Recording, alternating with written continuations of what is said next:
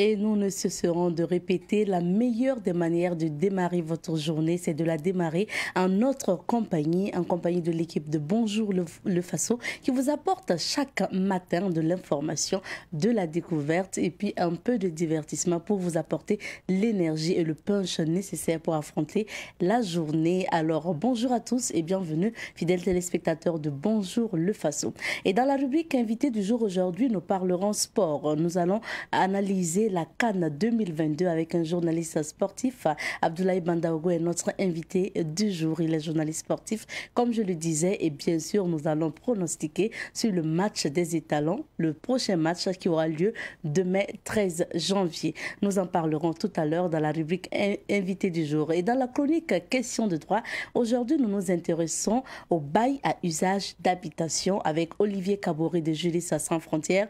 Nous reviendrons sur les modalités de bail au Burkina Faso. Et bien sûr, nous sommes installés au niveau du ranch de gibier de Nazenga pour vous faire découvrir ce ranch. Ça sera dans la rubrique à la découverte 2. C'est parti pour l'aventure du jour et nous partons tout de suite et maintenant au ranch au gibier de Nazenga.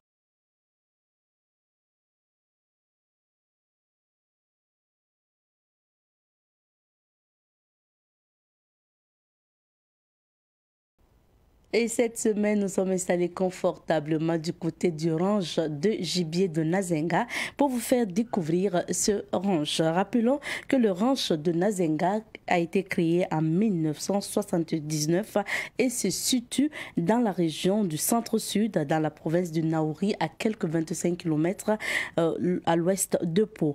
Il est l'une des premières expériences de ranch de gibier en Afrique de l'Ouest.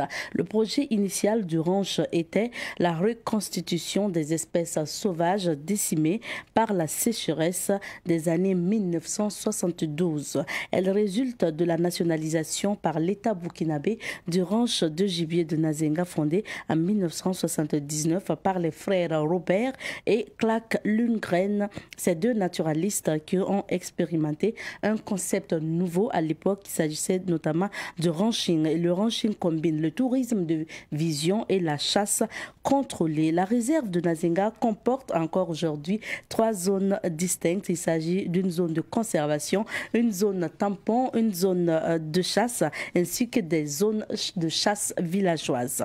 Le ranch s'étend sur près de 100 000 hectares et comporte près de 600 km de pistes. Il est possible de dormir à l'intérieur du parc dans le campement géré par l'Office national des aires protégées. En visitant le ranch de gibier de Nazenga, on peut voir des éléphants, des antilopes de tout genre, des singes, des phacochères, des buffles, des lions, panthères et hyènes et des crocodiles. Et à côté de cette faune, il y a une flore très intéressante. Vous verrez des baobabs, des caïcédras et d'immenses fromagers. Nous vous invitons tout simplement à aller découvrir ce ranch aujourd'hui. Selon les gestionnaires, ce ranch accueille moins de visiteurs aujourd'hui dû à la situation sécuritaire et sanitaire. Donc nous vous invitons, chers Burkinabés, à pratiquer d'abord le tourisme interne avant d'attendre bien sûr les étrangers qui viennent visiter vos sites touristiques. Aujourd'hui, nous allons vous proposer d'écouter à nouveau notre guide du côté du ranch de gibier de Nazenga. Il s'agit de M. Ousseini Ganam Touré que je vous invite à écouter au micro de Fatih Sankara. La superficie de Nazenga est de 97 300 hectares. Voilà. Et disons que nous sommes situés à cheval entre deux régions, le centre-ouest et le centre-sud. Et une partie du ranch, notamment le côté sud, c'est fait d'office de frontière entre le Burkina et le Ghana. Les conditions d'accès, les conditions sont à 2 niveaux. Il y a pour les conditions d'accès pour un expatrié et les conditions d'accès aussi pour les nationaux. Pour les expatriés, disons que c'est un prix assez abordable de 11 000 francs pour les expatriés. Et pour les nationaux, le prix d'accès est à 1200 francs. Et les taux de fréquentation? Les taux de fréquentation, depuis fin 2019, début 2020, jusqu'à l'heure, le taux de fréquentation n'est pas trop reluisant. Parce qu'auparavant, Si on prend les statistiques des 10 dernières années, Nazenga recevait en moyenne 5 000 visiteurs chaque année, dont plus de 3 500 expatriés. Mais depuis la pandémie de la maladie à coronavirus et aussi le contexte sécuritaire difficile que le pays vit, le taux de fréquentation est tombé trop bas. Pour cette année, les touristes que nous avons reçus sont moins de 500. Les difficultés, c'est en dehors des difficultés majeures dont je venais d'évoquer, notamment le contexte sécuritaire et la maladie à coronavirus.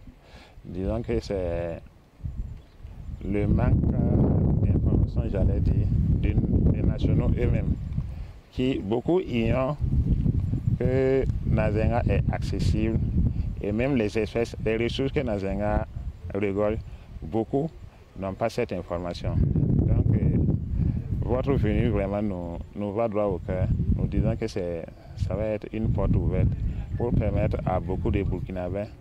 Nous aussi, Burkinabés, nous avons le droit et le devoir de mieux connaître notre pays. Souvent, quand on échange avec certaines personnes, on a l'impression que ceux de l'étranger connaissent mieux notre pays que nous-mêmes qui y résidons.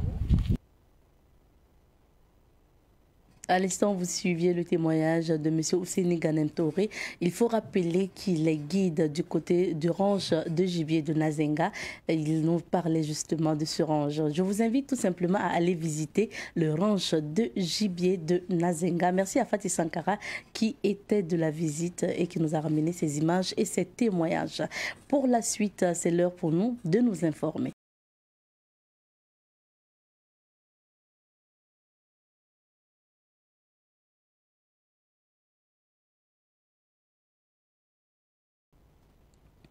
Alors, coup d'État déjoué au Burkina Faso, ping-pong entre la CEDEAO et le Mali, et puis bien sûr la Coupe d'Afrique des Nations. Nous en parlons tout à l'heure avec Bébé Kodio Kambou, mais en attendant la lecture des différentes unes. Bonjour Kambou. Bonjour Abzeta, bonjour à tous ceux qui nous suivent en ce moment. Merci d'être là. Avant de développer ces différents titres en commentaire, est-ce qu'on peut avoir la une des différents journaux? Alors, les unes des différents journaux, a commencé par la une de Aujourd'hui au Faso ce matin. Et à la une de Aujourd'hui au Faso, on peut lire « Lutte contre la Covid-19, le ministre Charlemagne Ouedraogo sollicite l'appui de la FEME et de la FAIB.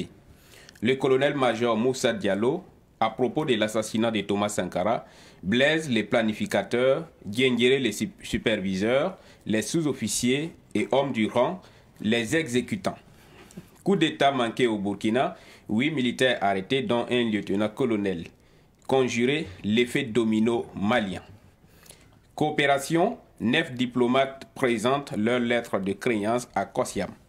Sécurisation du territoire national, un binôme terroriste neutralisé sur l'axe Titao-Rambo. Supposé saccage de l'ambassade du Burkina au Mali, le gouvernement dément. Donc voilà pour les titres qu'on peut lire ce matin à la une de Aujourd'hui au Faso. Et à la une du quotidien L'Observateur Palga, on peut lire ceci.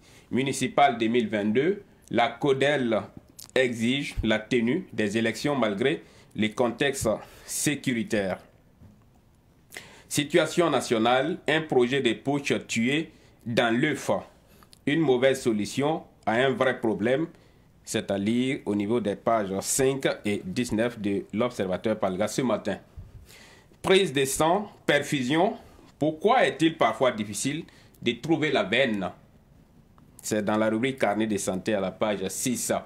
Réconciliation nationale, Ablassé Ouedraogo reprend son bâton de pèlerin. Bras de fer, Mali, CEDEAO, ça ne sent pas bon. C'est dans la rubrique les humeurs de Bari, à lire donc à la page 5. Qu'en 2021, le ministre des Sports rencontre la délégation burkinabé. C'était le titre à la une de l'Obs ce matin. Et le pays nous apprend ceci. Sanctions de la CEDEAO contre le Mali. Il est fort possible qu'une solution médiane soit trouvée. C'est selon Amadou Gadiaga, analyste politique. Le prétexte de la démocratie est utilisé pour aboutir à des sanctions, selon Dr Aristide Ouedraogo, président du FPR. Tentative présumée de coup d'État au Burkina, 8 militaires dont un officier interpellé, qui est le lieutenant-colonel Emmanuel Zungrana. Ainsi donc, Goïta et Doumbouya font des émules. C'est toujours sur le même titre. Professeur Charlemagne Ouedraogo, ministre de la Santé, à propos de la COVID-19, nous sommes en train de vivre une troisième vague qui est plus importante que les deux précédentes. Assassinat de Thomas Sankara, Blaise est le concepteur, Guengere le superviseur et Kafando l'exécutant. C'est selon Moussa Diallo, un témoin. Mystère chichique et spirituel, voici comment aider les enfants à réussir. Et dans la rubrique Actu Foot ce matin, on peut lire qu'en 2022, l'Algérie veut garder le titre des champions d'Afrique. Les matchs du jour, allez donc à la page 20 de Le Pays ce matin. Et nous poursuivons donc la lecture des unes avec le quotidien, donc le journal Le Quotidien, qui affiche à sa une Drissa Ouedraogo, coach adjoint de l'ASFA Yenega sur la prestation des étalons. Nous avons un groupe qui peut rivaliser avec n'importe quelle nation de football en Afrique. Allégation d'un projet de déstabilisation du Burkina, 8 militaires aux arrêts. Des Maliens au Burkina à propos des sanctions de la CEDEAO. Ces sanctions sont pires que le terrorisme. Recrudescence de la COVID-19 au Burkina, le ministre de la Santé sollicite l'accompagnement de la FAIB et de la FEME. Et nous terminons à Bobo-Dioulasso par la une de l'Express du Faso ce matin.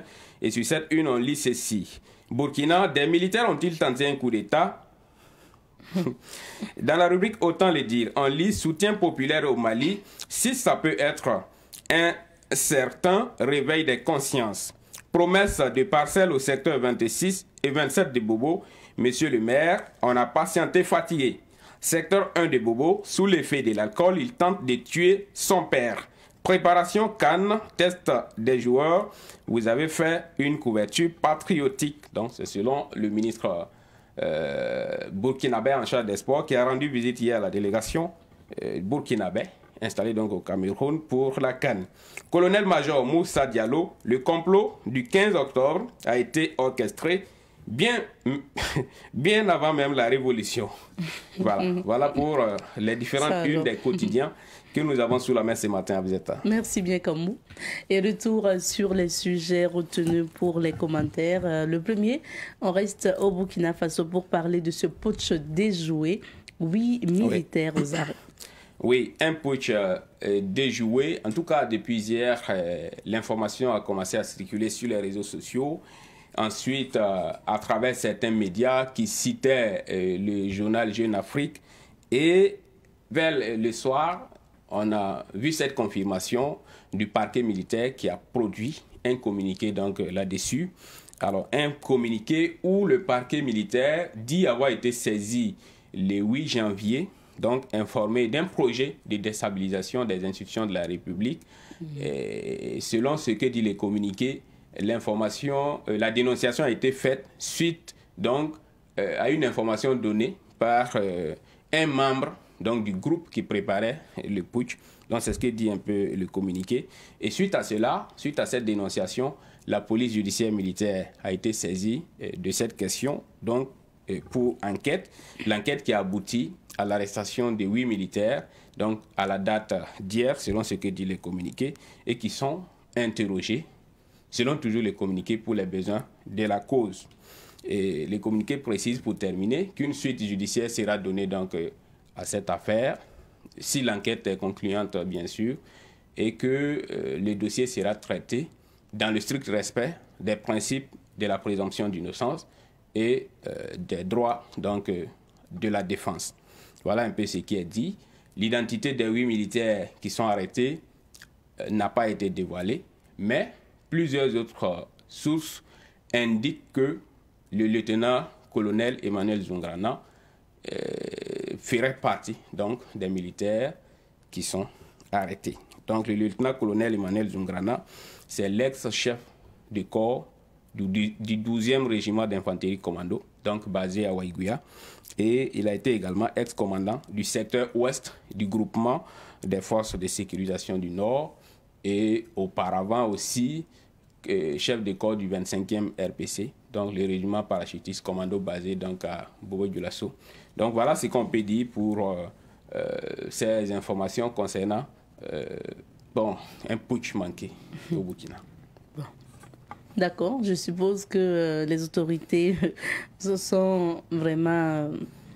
Aujourd'hui, ils dirigent quand même en ayant aussi un œil quelque part ou en se disant il faut faire attention aux militaires parce que si on commence à parler de ça, ça peut arriver à tout moment. Bon.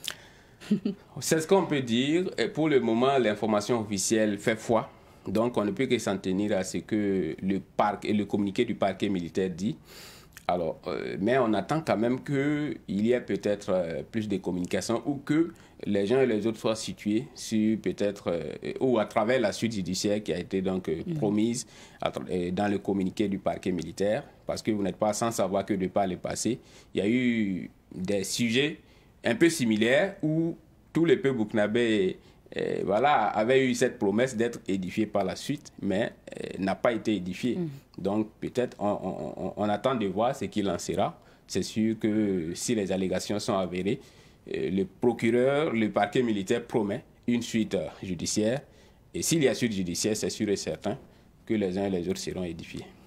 Alors, deuxième actualité, au Mali, les sanctions de la CEDEAO divisent le Conseil de sécurité de l'ONU. Oui, le Conseil de sécurité de l'ONU qui s'est réuni donc hier, un peu sous instigation de la France, pour adopter une déclaration qui a été préparée par la France, et la France qui est soutenue par les 3 pays africains qui sont actuellement au Conseil de sécurité de l'ONU en tant que membres non permanents. Ces pays-là, ce sont le Kenya, le Gabon et le Ghana, donc qui soutenaient la France pour adopter une déclaration commune au niveau du Conseil de sécurité de l'ONU pour non seulement appuyer les sanctions de la CEDEAO, mais aussi faire pression d'une certaine façon sur les autorités maliennes de transition. Donc, cette déclaration, malheureusement, n'a pas été adoptée pour eux, malheureusement pour la France, bien sûr, et ceux qui souhaitaient l'adoption de cette adoption. Donc, de cette déclaration, j'allais dire, voilà. La déclaration n'a pas été adoptée parce que la Russie et la Chine ont fait donc bloc, donc ont refusé de soutenir donc, cette déclaration qui a été préparée par la France. Et c'est pourquoi on parle de division actuellement au sein du Conseil de sécurité de l'ONU par rapport donc à la situation au Mali. Alors, je peux dire que la Chine et la Russie ne sont pas les seuls à condamner un peu ou à ne pas soutenir ces sanctions de la CEDEAO ou à ne pas être dans cette logique qui est de faire pression d'une certaine manière sur les autorités maliennes, parce que même ici en Afrique, vous avez presque une condamnation à l'unanimité de tous les citoyens de la CEDEAO après donc la publication de ces sanctions qui ont été prises par la conférence des chefs d'État, donc de l'Ouest africain, si on peut le dire ainsi. Vous avez déjà la Guinée qui s'est démarquée parce que n'ayant pas été associée, la Guinée qui vit un peu le même sort que le Mali. Vous avez par exemple des figures comme Alpha Blondy, l'artiste reggae ivoirien, qui s'est prononcé en s'adressant au chef d'État, disant qu'il leur demande de revenir sur la décision. Sinon, cette décision ou ces sanctions qui ont été annoncées seraient la preuve donc de l'échec de ces dirigeants-là face à ce que vit le Mali, parce que le Mali vit un peu le terrorisme depuis un certain nombre d'années. Et pour Alpha Blondy, si les chefs d'État de la CEDEAO ou les pays de la CEDEAO voulaient vraiment aider le Mali, il suffisait que chaque pays, chacun des 14 pays, bon, moins le Mali bien sûr, envoie 1000 soldats, ce qui ferait 14 000 soldats, que la BCAO était censée soutenir pour que on vienne à bout du terrorisme au Mali. Mais contre, j'allais dire, toute attente, ce sont des sanctions qui sont brandies pour faire pression. Donc Alpha Blondy trouve que c'est une décision qui n'a pas été mûrie, qui n'a pas été bien réfléchie. et il invite les chefs d'État à revenir donc sur la décision. Alors, j'ai parlé de tous ces citoyens, la majorité des citoyens de l'espace CEDEAO qui sont un peu contre. Et vous avez aujourd'hui beaucoup d'OSC, que ce soit au Niger, au Burkina et dans d'autres pays, qui se prononcent contre ces sanctions. Et les partis politiques également entrent dans la danse. Au Burkina, par exemple, vous avez une déclaration de l'OPA-BF, l'Organisation des peuples africains, section du Burkina, qui se présente comme un parti panafricaniste, qui se démarque un peu, qui condamne un peu, voilà, les sanctions qui ont été prises par les chefs d'État de la CEDEAO. Vous avez d'autres partis qui ont prévu d'animer des conférences de presse ce matin, comme par exemple le Front progressiste, qui a prévu une conférence de presse ce matin même. Mais ça ne veut pas dire forcément que le Front progressiste va condamner les sanctions, puisqu'ils n'ont pas encore tenu la conférence de presse. Donc, on ne peut pas déjà savoir ce qui sera dit. Mais ce qui est certain, c'est que d'autres partis, comme l'OPA-BF, par exemple, a condamné donc, ces sanctions donc, qui ont été prises contre le Mali. Alors, actuellement, vous avez certains journaux qui parlent de possibilités ou des personnes qui ont été interviewées par certains journaux qui parlent de possibilités qu'il y ait une solution médiane.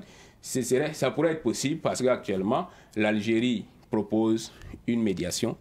Et comme message de l'Algérie à l'endroit de la junte, c'est que la junte au Mali fasse un effort et tenir une transition d'une durée de 12 à 16 mois. Voilà. Donc, cette proposition de l'Algérie, qui propose déjà sa médiation, pourrait être mise donc, sur la table. Et puis, bon, on fait objet de discussion. On attend de voir ce que tout ça va donner.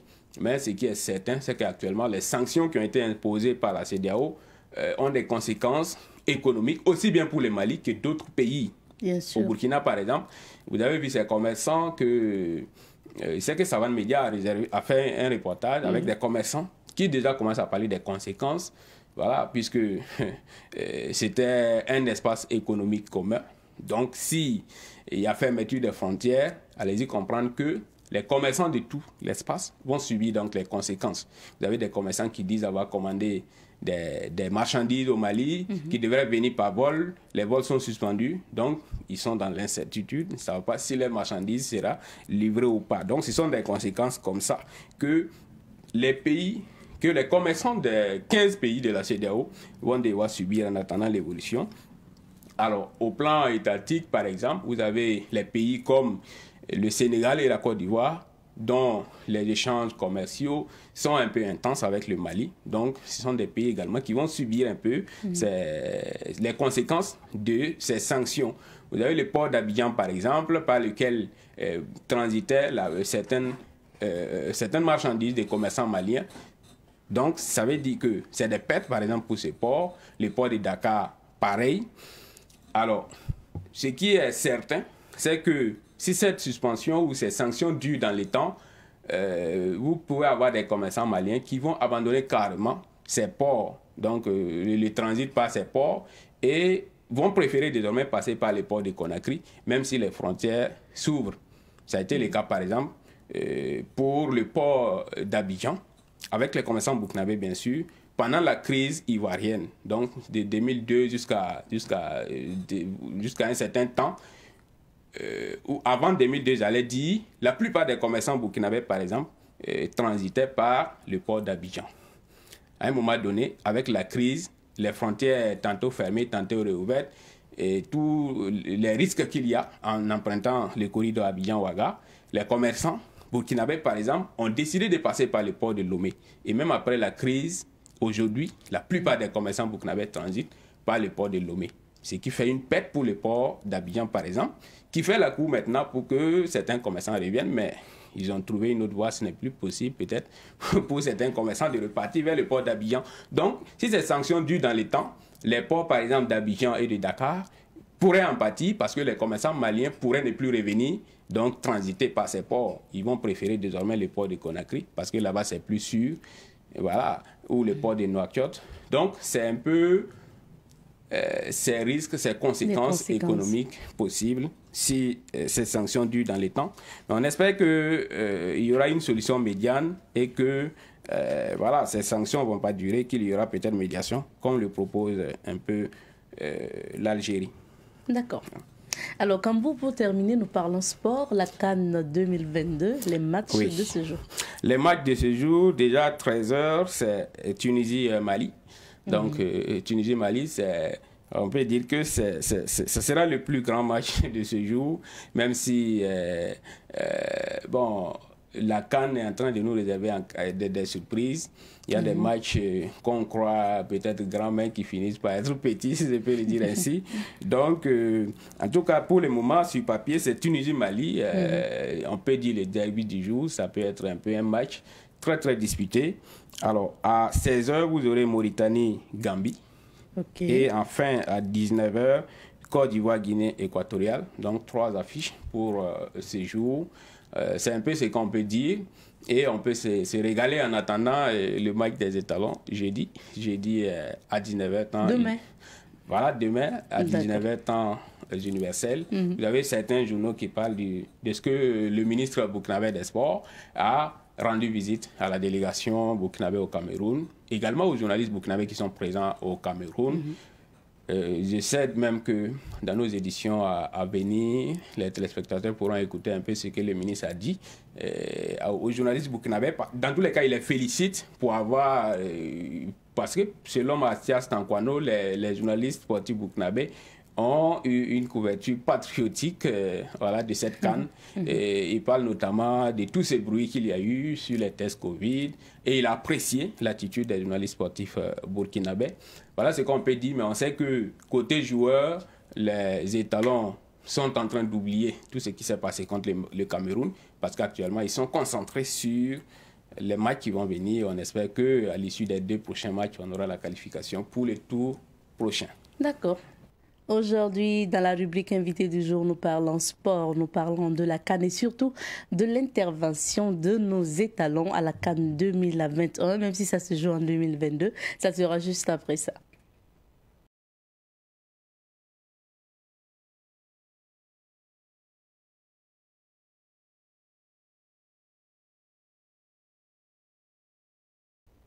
Aujourd'hui, nous recevons pour vous M. Abdoulaye Bandaogo.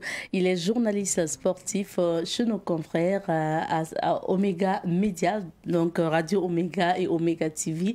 Il est sur le plateau justement pour parler sport et surtout pour parler de la prestation de nos étalons à la CAN 2021. Bonjour, chers confrères et bienvenue. Oui, bonjour et bonjour à tous ceux qui nous suivent. Merci d'être sur notre plateau. Nous parlons sport, football surtout avec vous et nous parlons de la CAN 2021, CAN 2021 qui se joue en 2022. Ouais.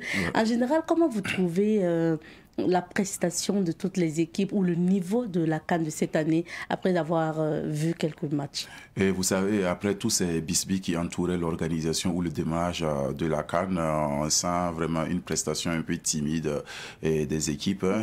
Si on enlève le match Nigeria-Égypte et surtout Burkina-Cameroun, toutes les prestations, les équipes dites favoris ou les outsiders, l'entrée est vraiment timide. Mais vous savez que la CAN se joue à 24 équipes et en plus ce sont les premiers tours. Donc, aucune équipe ne veut jeter toutes ses forces. C'est au fur et à mesure, ils montent en crescendo ces pays. Donc, j'espère que pendant les matchs de deuxième tour, en tout cas, vont nous délivrer. En tout cas, l'affiche, chacun va dévoiler et surtout montrer et mettre en valeur ses atouts pour la suite des événements. Sinon, pour le moment, c'est pas du spectacle. C'est ouais, pas du spectacle. Pas du bon spectacle. On espère que ce soir, on va voir en tout cas des grands matchs de la CAN. Maintenant, parlons de nos étalons. Comment vous avez apprécié l'entrée en compétition de nos étalons? Match d'ouverture, Cameroun étalons. Comment vous avez apprécié ce match? Oui, c'était une rencontre vraiment phare. Une rencontre après 98, les étalons rencontrent les Camerounais aussi en match d'ouverture parce qu'en 2017, il y a eu ce match, ce premier match, mais c'était pas un match d'ouverture, deuxième match de la CAN Gabon 2017. On a vu des étalons vraiment qui étaient gonflés, pour aborder cet événement. Mais vous savez, quand tu joues le Cameroun, surtout devant son stade, devant son président et consort, avec tous ses antécédents, c'est un peu difficile pour la production de jeux. Dans l'ensemble, moi je pense que on doit être satisfait de la production du jeu, des étalons. C'est vrai qu'il y a eu des problèmes, je peux parler sur le plan collectif, il n'y a pas eu de coordination, d'automatisme, mais avec le 11 concocté, on a vu des étalons qui ont un peu tenu tête aux Camerounais, surtout pendant les 30 premières minutes. On a eu les 20 premières minutes étaient vraiment difficiles pour les étalons.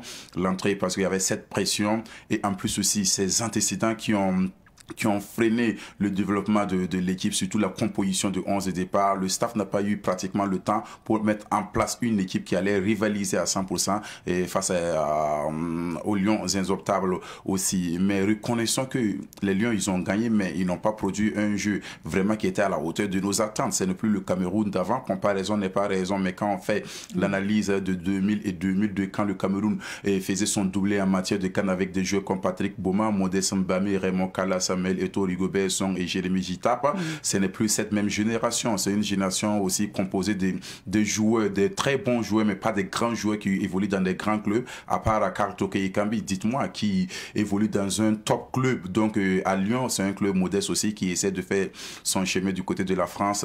Ils ont remporté la CAN aussi. En 2017, il n'y avait pas beaucoup de stars. La star de l'équipe, c'était quoi? C'était le collectif et surtout la combativité. À la tête, Benjamin Koumoukandu qui était le capitaine et surtout Christian Bassogog au finish qui était le meilleur joueur de la CAN. Donc, sinon, la prestation des étalons, bien vrai, nous ne sommes pas contents de la défaite, mais dans l'ensemble, on peut tirer en tout cas un motif de satisfaction pour la production de jeu. Vous parlez vous parliez tantôt de l'équipe camerounaise, mais du côté des étalons aussi, on peut dire qu'on a une équipe jeune aujourd'hui. Est-ce qu'il y a beaucoup de stars aujourd'hui dans l'équipe burkinabé? Non, beaucoup de stars. Quand on fait l'analyse générale, on voit que la star de l'équipe, c'est le collectif. La star de l'équipe, c'est le collectif. C'est vrai qu'il y a d'autres joueurs qui tirent un peu de jeu, qui sont dans des clubs comme Asson Villa. Je parle de Bertrand Traoré, qui est le capitaine. Issoufou Dayo, qui joue à l'AS Berkane, Hervé Kofi Kouakou. Donc, ce sont les cadres de l'équipe, mais dire vraiment une star comme à la trempe de Sadio Mané ou Mohamed Salah, et il n'y a pas, mais vous savez que chaque équipe aussi a sa tête d'affiche qui est Bertrand Isidore Traoré. Donc il y a eu le départ des vétérans comme Aristide Bansé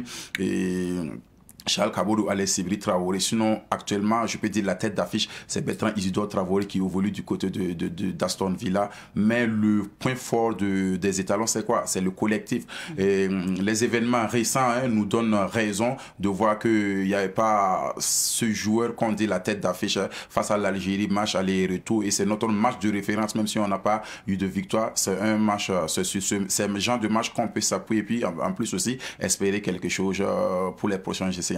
Donc, le collectif est très important. Vous l'avez dit, c'est la force des étalons aujourd'hui. Est-ce que c'est ce qui a permis aussi au buteur du match passé, Gustavo Sangaré, de marquer quand même ce but? Oui, bien sûr, parce que c'était pas une action individuelle. Il n'était pas soliste. Vous savez que c'est suite à la toute première construction de jeu que les étalons et le tout premier temps fort de ces étalons qu'ils ont scoré à la 24e minute, d'autant plus c'est le score, c'est le premier buteur, il rentre dans l'histoire, c'est le premier buteur de la 33e édition de cette CAN. Donc après le corner tiré par Gustavo et la tête et de Bertrand Isidore Traoré, c'est Ambro Guissa qui barre et cette balle, mais la passe est venue de qui? Est venue du capitaine, parce qu'ils étaient bien positionnés et tellement Abdoul Faisal a essayé de déstabiliser, fixer la défense, il place ce but au fond des filets. Et pour moi, je pense que c'est le prix du collectif qui a primé sur cette action.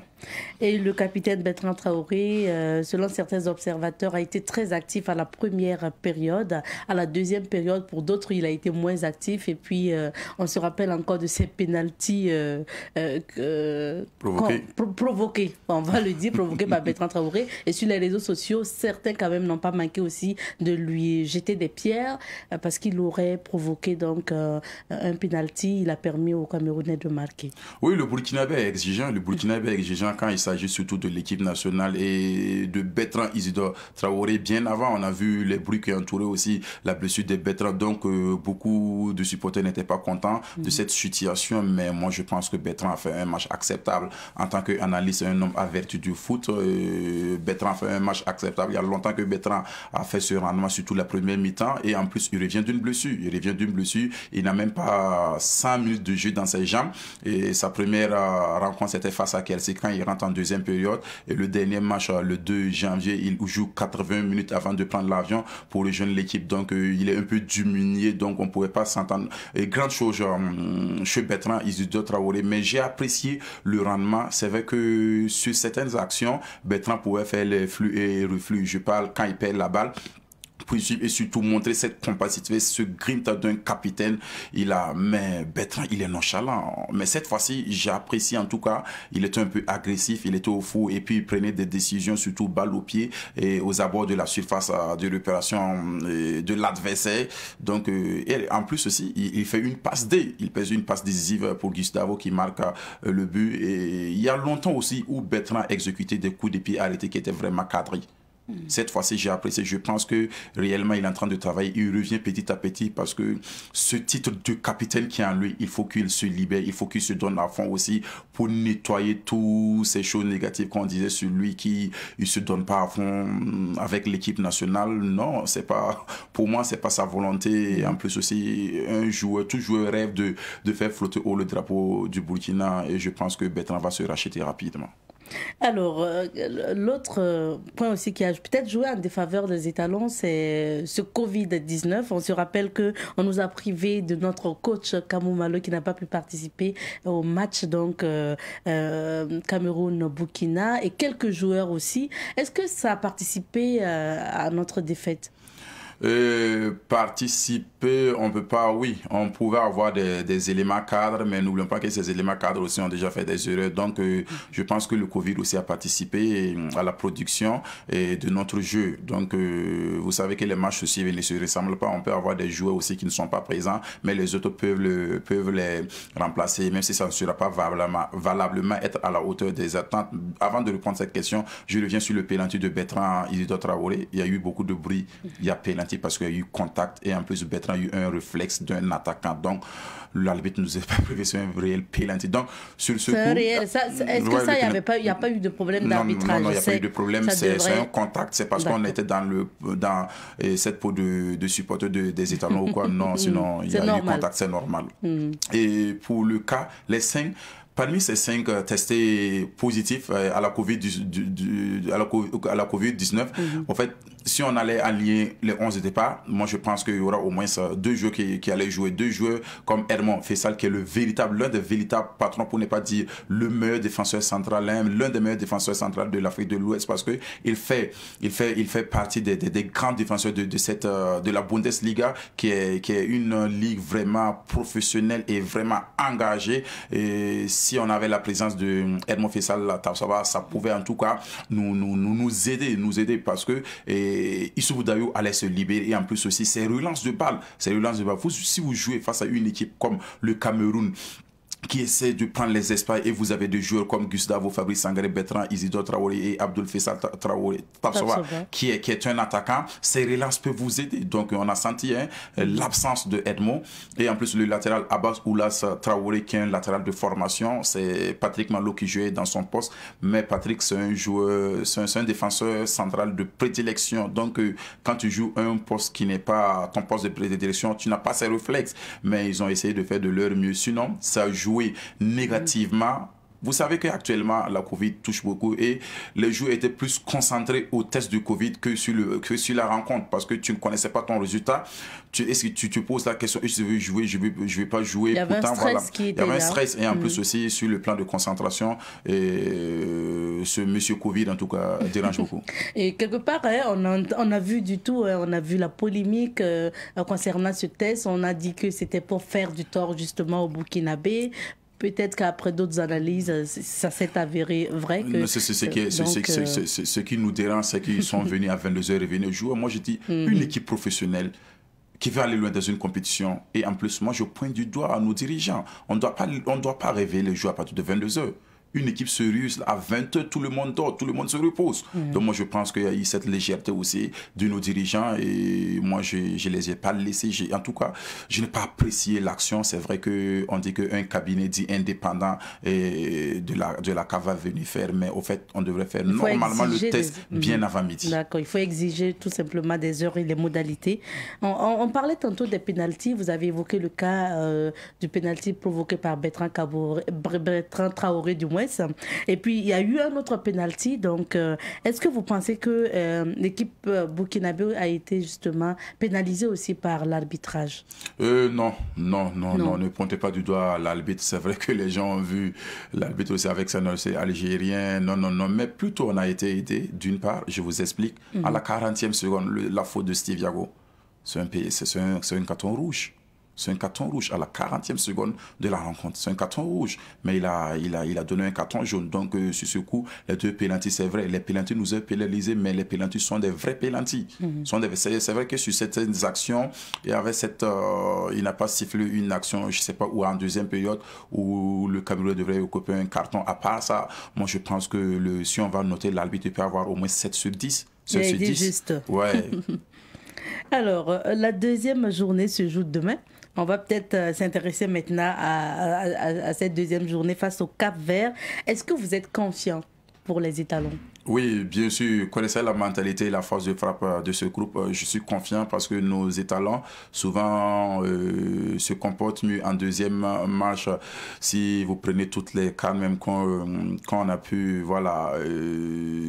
faire une très belle prestation, c'est que les premiers matchs sont difficiles. En 98, en 2013 et en 2017, on a fait une défaite, 2 matchs nuls. Donc, je pense que cette rencontre aussi, on doit oublier rapidement la défaite face à ces lions et surtout mieux aborder, mais ça peut être un match piège.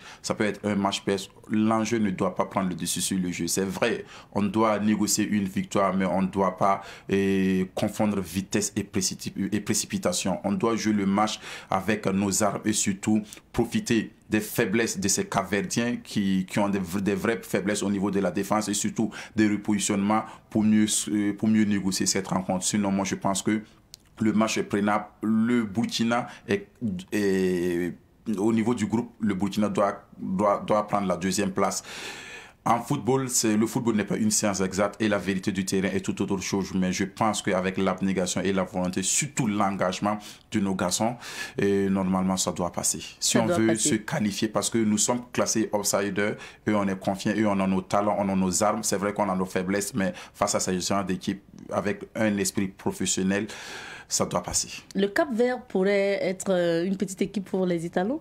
Parce qu'on parle souvent de grandes équipes, d'équipes craintes, mais est-ce que le Cap-Vert, ça pourrait passer? Non, vous savez qu'il n'y a pas une petite équipe. En matière de compétition, en 92, pendant l'Euro, Danemark a été repêché. Ils ont remporté l'Euro.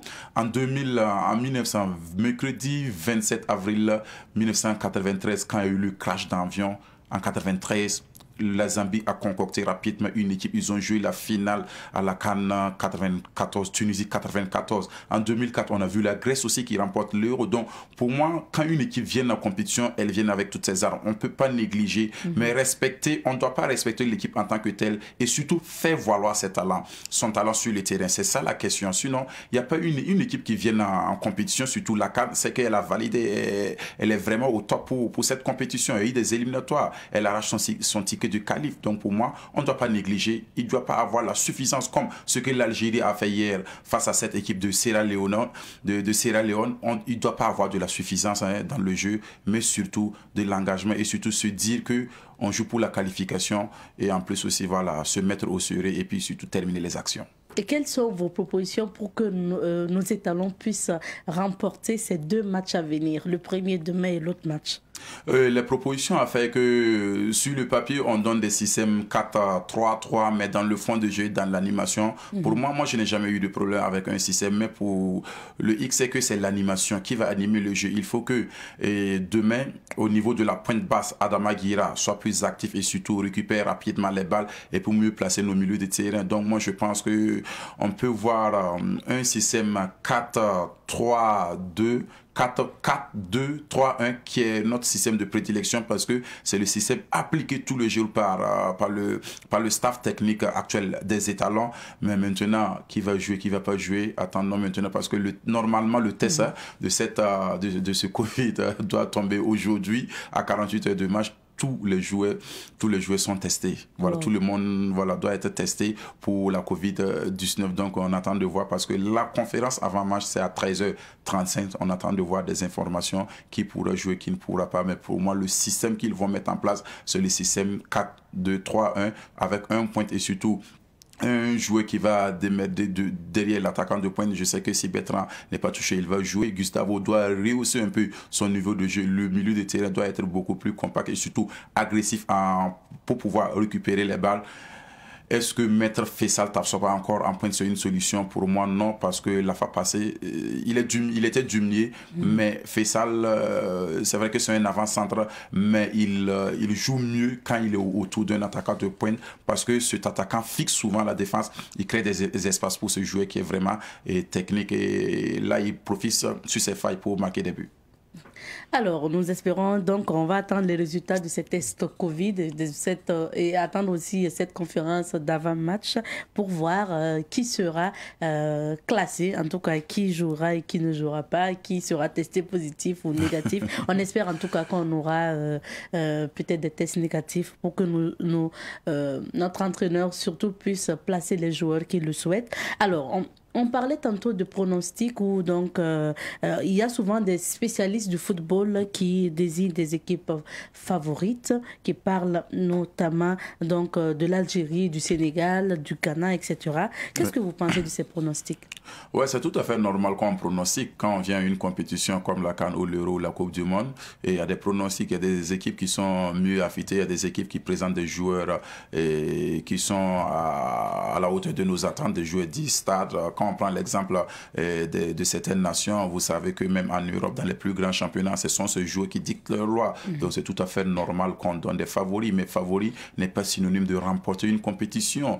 Donc il y a souvent des favoris qui déçoivent. Quand on prend l'exemple de 2014, l'Espagne n'a pas joué le second tour. En 2018, l'Allemagne n'a pas pu gérer le second tour.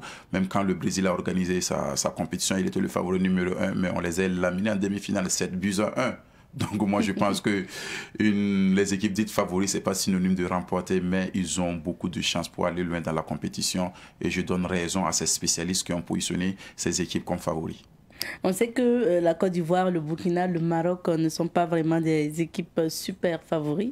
Alors, est-ce qu'ils peuvent créer la surprise quelque part? Oui, bien sûr. Quand on prend l'exemple récent, en 2013, les étalons n'étaient pas entendus, mais on a joué la finale. Donc, des équipes aussi, quand on dit qu'une équipe est outsider, c'est que cette équipe peut jouer les troubles faits. Et les troubles faits, c'est quoi? Elle peut être meilleure ou pire. Donc, je pense que la Côte d'Ivoire, c'est avec le statut actuellement, sinon la Côte d'Ivoire, c'est un éternel favori d'une compétition. Mais quand on voit au sein de l'équipe ivoirienne, surtout ceux qui ils montent actuellement ce pays avec au niveau des milieux de terrain, Ibrahima Sangaré, Franck Essiedi La Panthère, et en plus aussi il y a des joueurs comme Christian Kwame. Donc pour moi, le Maroc aussi, c'est une équipe complète qui est vraiment dans l'organisation. Je félicite le Maroc. C'est l'une des meilleures équipes, pour ne pas dire la meilleure équipe sur le plan organisationnel, qui a mené tout. Ils ont envoyé tout du côté du Cameroun pour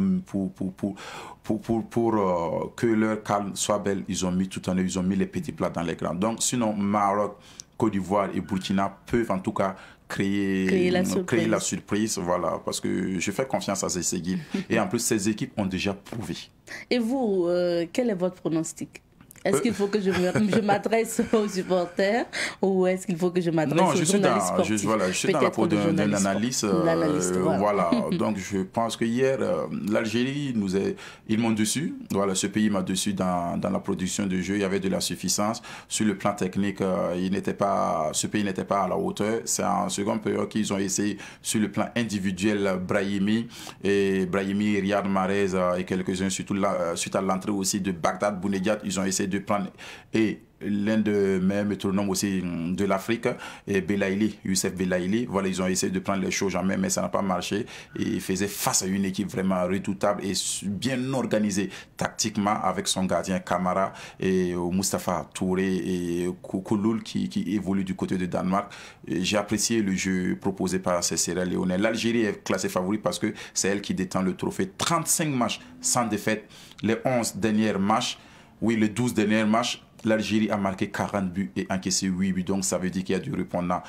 L'équipe la plus complète de la compétition, c'est le Sénégal. Mais cette équipe n'est pas du tout... La Covid n'aide pas cette équipe. Il y a eu 6 titulaires qui n'ont pas joué avant-hier. Donc, j'imagine si ils récupèrent ces 6 titulaires. Et sur le plan...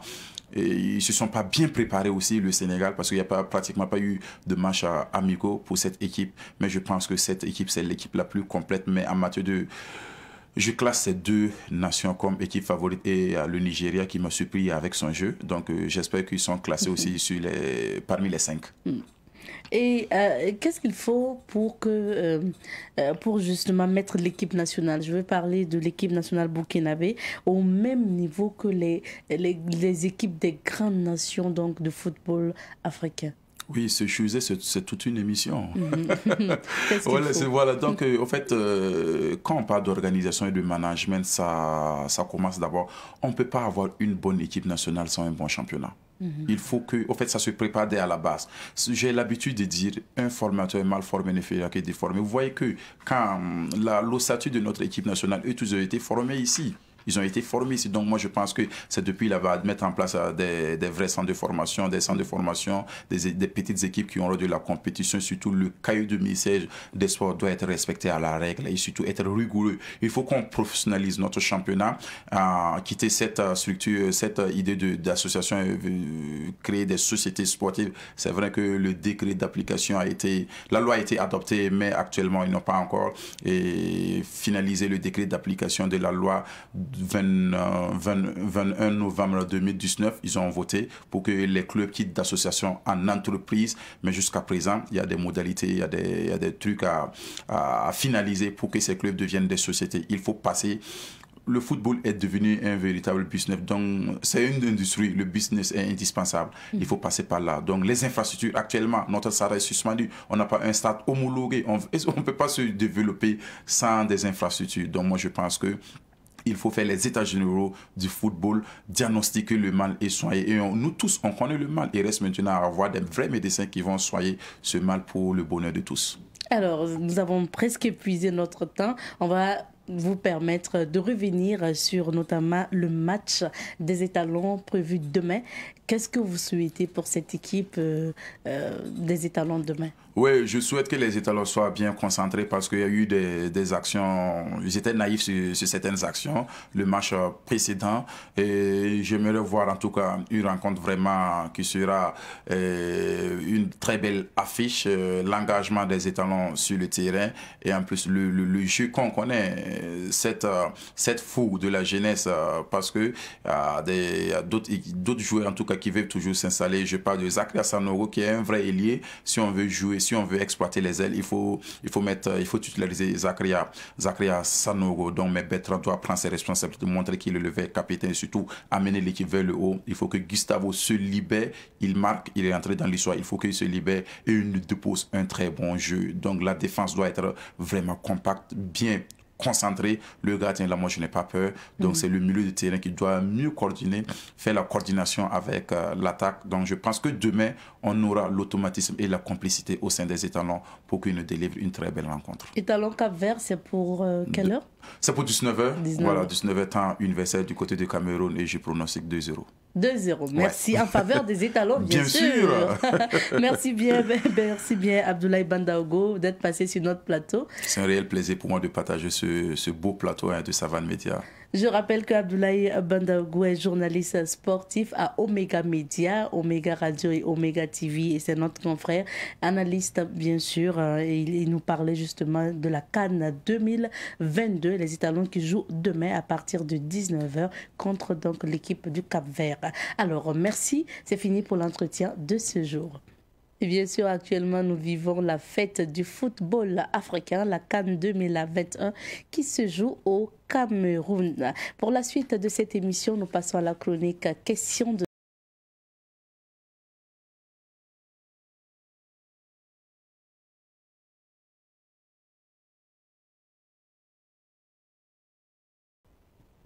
Aujourd'hui, nous sommes avec Olivier Kaboré. Kaboré avec C, la précision, un détail. Alors, Olivier Kaboré, membre de Juristes Sans Frontières, nous parlons aujourd'hui du bail à usage d'habitation. C'est le thème de ce jour. Olivier, bonjour et bienvenue. Bonjour Abzeta et bonjour aux téléspectateurs. Alors, nous parlons du bail à usage d'habitation, donc au Burkina. Alors, à quoi nous renvoie la notion de bail à usage d'habitation? Alors, il faut savoir que le bail à usage d'habitation ou le bail d'habitation privée est une convention par laquelle une personne appelée bailleur donne en location un local à une personne qu'on désigne comme étant le locataire, le preneur ou le loueur en fonction de la désignation que les parties auront décidé dans le contrat afin qu'elle utilise plutôt le local là à des fins d'habitation. Voilà. Donc la nuance ici, c'est qu'on peut avoir d'autres types de bail, notamment le bail à usage professionnel, couramment appelé bail commercial. Et là, la finalité de ce bail-là, c'est d'utiliser les locaux pour les activités commerciales ou professionnelles. Voilà. Maintenant, au Burkina Faso, la loi 103-2015/CNT exige que le contrat de bail à usage d'habitation soit établi sous la forme écrite. Voilà. Et dans le contrat, on a un certain nombre de droits et d'obligations qui doivent être cités. Et dans le contrat aussi, on doit retrouver l'identité des deux parties, on doit retrouver la situation géographique du lieu ou du local mis en bail. On doit aussi retrouver un certain nombre de faits pouvant amener à identifier le contrat et à identifier les obligations des parties. Ok. Alors Olivier, donc quand on parle de bail à usage d'habitation, en termes simples, c'est lorsqu'on loue une maison, un local ou une maison tout simplement, dans le but d'y habiter, donc pour dormir. Tout à fait. D'accord. Maintenant, tu as parlé tantôt d'obligations. Et puis, bien sûr, quand on parle de contrat, il y a des obligations des deux parties. Est-ce qu'on peut s'intéresser d'abord aux obligations du bailleur? Oui, je vous prends au mot. Effectivement, dans le contrat de bail, il y a des obligations pour les deux parties. Et comme vous voulez qu'on s'attaque aux obligations du bailleur, premièrement, il faut savoir que en fonction de la volonté des parties, dans le contrat, on peut trouver un certain nombre d'obligations spécifiques pour le bailleur. Ça veut dire que les parties peuvent décider d'un certain nombre d'obligations à la charge du bailleur. Maintenant, la loi détermine principalement 3 types d'obligations pour le bailleur. Premièrement, le bailleur est tenu de mettre à la disposition du locataire un local en bon état. Ça, c'est la première obligation. Okay. Voilà. Dans la deuxième obligation, le bailleur est tenu de garantir la jouissance paisible du local au locataire. Voilà. Ça veut dire que quand vous louez une maison, le bailleur ne doit pas troubler votre quiétude. Voilà. Et pour finir, le bailleur est obligé de payer l'IRF, l'impôt sur les revenus fonciers. Voilà. Donc, ce sont en principe les 3 principales obligations du bailleur. Mais à la suite de ces obligations, d'autres obligations peuvent intervenir. D'accord. Ça, c'est pour le bailleur. Oui. Alors, et pour le locataire, maintenant, quelles sont ses obligations? Ok. Et pour le locataire, il faut savoir que, tout comme pour le bailleur, il y a un certain nombre d'obligations qu'ils peuvent convenir ensemble à la charge du locataire. Mais la loi détermine principalement 4 obligations. La première obligation, c'est l'obligation de payer le loyer. Le locataire est tenu de payer le loyer. La deuxième obligation, le locataire est tenu d'entretenir la maison ou, si vous voulez, le local en bon père de famille. Parce que s'il y a des dommages qu'il crée à la maison, il sera obligé de dédommager le bailleur. Et le locataire est tenu de respecter la destination du local. Quand on vous loue une maison à fin d'habitation, vous ne pouvez pas transformer la destination de la maison en faisant une activité professionnelle ou une activité commerciale dedans. Et pour finir, le locataire est tenu de libérer la maison à la fin du contrat. Voilà, il est obligé de libérer le local à la fin du contrat. Okay. Maintenant, pour revenir aux obligations du bailleur, il y a une obligation spécifique que la loi détermine qui cause souvent, qui est sujet plutôt à beaucoup de discussions. C'est l'obligation de réparation de la maison. Effectivement, le bailleur est tenu jusqu'à un certain point de réparer la maison en cas de dommages, en cas de dégradation. Et ces réparations sont dites grosses réparations. Voilà, c'est l'ensemble des réparations qui ont pour but de maintenir la maison en activité ou le local toujours en activité. Et ces grosses réparations peuvent être le fait de curer, par exemple, les fosses septiques, et le fait d'arranger tout ce qui concerne la plomberie ou tout ce qui concerne les installations électriques. Voilà. À partir du moment qu'on encastre le mur pour modifier quelque chose, ce sont des réparations qui sont à la charge du bailleur. Okay. Voilà. Maintenant, tout comme je l'ai dit auparavant, toutes ces conditions peuvent être modifiées selon la bonne volonté des parties. Ils peuvent convenir autrement. Voilà. Mais hormis en fait ces grandes obligations-là prescrites par la loi, est-ce qu'après les deux parties peuvent décider peut-être d'ajouter d'autres obligations ou de retirer certaines? Oui, c'est ce que j'appelle les obligations spécifiques. Ah, voilà, à la production du contrat, au moins la rédaction du contrat, de commun accord, on peut décider. Par exemple, souvent, il y a certains locataires qui décident de prendre certaines grosses réparations à leur charge. Je vois que souvent, dans certains contrats, il y a des locataires qui décident, par exemple, de curer, et de faire le fait de curer plutôt les fosses septiques là, ils mettent ça à leur charge. Donc ils peuvent convenir d'autres obligations spécifiques en dehors des obligations que la loi détermine. Mais il faut que ces obligations soient du ressort de la légalité. Voilà. La légalité. Alors, est-ce que le bailleur peut-il décider, lui seul, de mettre fin au contrat de bail? Alors, une convention est établie par deux personnes. Et pour que la convention s'arrête, ou pour tuer la convention, pour être un peu plus clair, il faut la volonté encore des deux parties. Mais généralement, dans les termes de la convention du contrat, il y a la période de la fin du contrat. Tantôt, je parlais de contrat écrit. Et il y a deux types de contrats. Il y a les contrats à durée déterminée et les contrats à durée indéterminée. Un contrat à durée déterminée, ça veut dire que les parties décident de quand le contrat de bail s'arrête. Ça peut être pour une année, par exemple. Donc, dans ce cas, le contrat de bail s'arrête net. Maintenant, au-delà de ces faits, il y a un certain nombre de cas dans lesquels on permet au bailleur d'arrêter le contrat. Donc, le bailleur peut arrêter le contrat, peut donner un congé au locataire. Par exemple, quand le bailleur veut reprendre la maison, il n'a plus d'endroit où vivre et veut reprendre la maison pour y vivre ou installer sa famille. En ce moment, il peut arrêter le contrat et donner congé au locataire.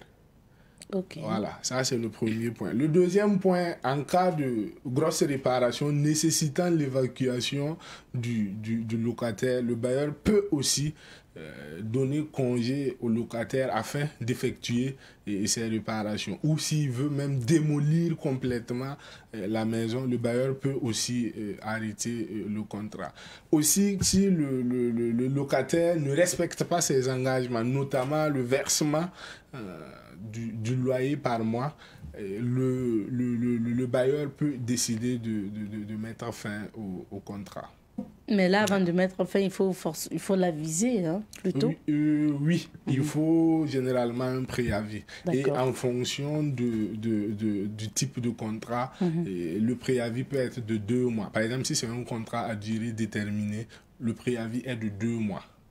Voilà. Si c'est un contrat à durée indéterminée, le préavis est de 3 mois. Et c'est vice-versa. Quand le locataire aussi veut quitter, il est tenu d'aviser le bailleur. Par exemple, pour les contrats à durée indéterminée, il est tenu de donner un préavis de 3 mois au bailleur pour quitter la maison. C'est la même chose pour les contrats à durée déterminée. Le locataire est tenu de donner un préavis de 2 mois. Voilà, pour quitter la maison. Bon, c'est vrai que le terme contrat revient. Est-ce que dans un contrat, enfin, dans un bail à usage d'habitation, le contrat est obligatoire? Le contrat écrit, je vais dire, est obligatoire. Effectivement, dans la pratique, on remarque beaucoup de personnes qui s'installent dans des maisons sans avoir signé aucun document. Oui. Et la plupart des cas au Burkina, c'est comme ça. Je vous rassure, la loi dit que le contrat doit être écrit. Donc l'écrit est obligatoire. Si vous voulez en tout cas être dans la légalité, il faut passer par l'écrit.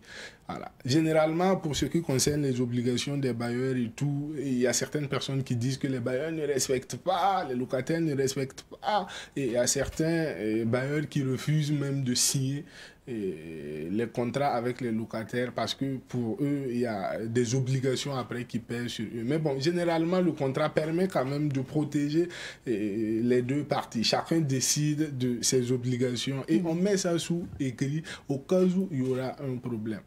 Voilà. Parce que si vous ne mettez pas sous écrit et tout ça, en cas de problème, c'est difficile de gérer ça parce que l'autre partie dit ça, l'autre partie dit ça et c'est compliqué. Alors, en termes, quand on parle aussi de bail à usage d'habitation, on a l'habitude d'entendre parler de caution. Est-ce que c'est obligé de déposer une caution avant d'aller dans un contrat dans un bail à usage d'habitation? Alors, la loi parle de garantie. Effectivement, tout comme vous l'avez dit, hein, bien sûr, tout le monde parle de caution, mais la loi 103 parle de caution et parle de garantie. Et effectivement, on voit que certaines personnes exigent obligatoirement la caution. Et il faut savoir que la loi n'en fait pas une obligation. Voilà, un contrat de bail peut bel et bien exister sans caution. Ça dépend de la volonté des parties. Maintenant, si vous décidez de mettre une garantie ou si vous voulez une caution dans le contrat de bail, la caution ou la garantie ne doit pas dépasser 2 mois. Voilà. Donc la loi dit non, c'est pas obligé. Mais au cas où vous voulez mettre ça dans le contrat, il faut vous assurer que le montant ne dépasse pas 2 mois de loyer. Ah d'accord, voilà. 2 mois de loyer maximum. Voilà. Donc à la fin du contrat, le bailleur est obligé de restituer la caution si le locataire n'a pas endommagé ou s'il n'a pas d'arriéré de loyer. Et ce qu'il faut savoir ici, c'est que la loi dit que c'est 2 mois de loyer. Mais si le locataire crée des dommages dont la réparation s'élève plus que ce que la caution ou la garantie peut couvrir, le bailleur peut demander à ce que le locataire complète le reliquat. Voilà, par exemple, si votre caution est de 100 000 et que les réparations s'élèvent à 200 000, figurez-vous que c'est vous qui allez compléter encore les 100 000 en plus de votre garantie qui est chez le bailleur. D'accord. Voilà. Bon, donc c'est pas obligé, mais on peut permettre au maximum 2 mois. 2 mois. Maintenant, est-ce que le bailleur peut convoquer le locataire qui refuse de payer, qui paye son loyer au commissariat afin de l'expulser? Bon, parce que souvent aussi, on rencontre ces cas. Effectivement, vous faites bien de poser la question parce que c'est la question que beaucoup de personnes nous posent généralement lors des consultations. Mais il faut savoir que déjà, c'est pas possible. Ce n'est pas possible? Voilà, c'est pas possible. Et pour une histoire qui concerne la convention, le contrat, qui concerne la volonté des parties, on ne peut pas régler ça au commissariat. Voilà, c'est une affaire civile et on ne doit pas la déporter au commissariat. Voilà. A priori, on ne peut pas, le bailleur ne peut pas convoquer le locataire pour une question qui concerne le contrat au commissariat. Il doit plutôt se retourner vers le juge civil. Voilà, il part au TGI, au tribunal de grande instance, du lieu où se trouve le local, et il demande au juge de référé de prendre une décision rapide visant à expulser le locataire. C'est ce qu'on appelle les référés expulsion. Et muni de ça, il part voir le locataire s'il est magnanime, et si le gars refuse de quitter la maison, il se rend tout simplement chez un huissier de justice, il lui présente sa décision de justice, et l'huissier de justice pourra, si il le veut bien ou si la nécessité est là, utiliser la force publique pour faire sortir le locataire. C'est-à-dire, il peut utiliser les services de la police pour faire sortir manu militari le locataire qui refuse de sortir. Donc, cette hypothèse exclut le fait d'utiliser des gros bras pour vider un locataire. Voilà, c'est pas légal. C'est pas légal. Et si il est blessé... Je m'apprêtais à te poser cette question. Je savais, j'ai anticipé au fait. Parce que si au moins l'expulsion, vous le blessez, ou si quelque chose se perd et tout, vous allez être le seul responsable. Voilà, on ne se fait pas justice soi-même. Et généralement, quand on parle d'action en justice, les gens ont peur, on se dit que ça prend du temps. Non, les référés ne prennent pas du temps, c'est rapide.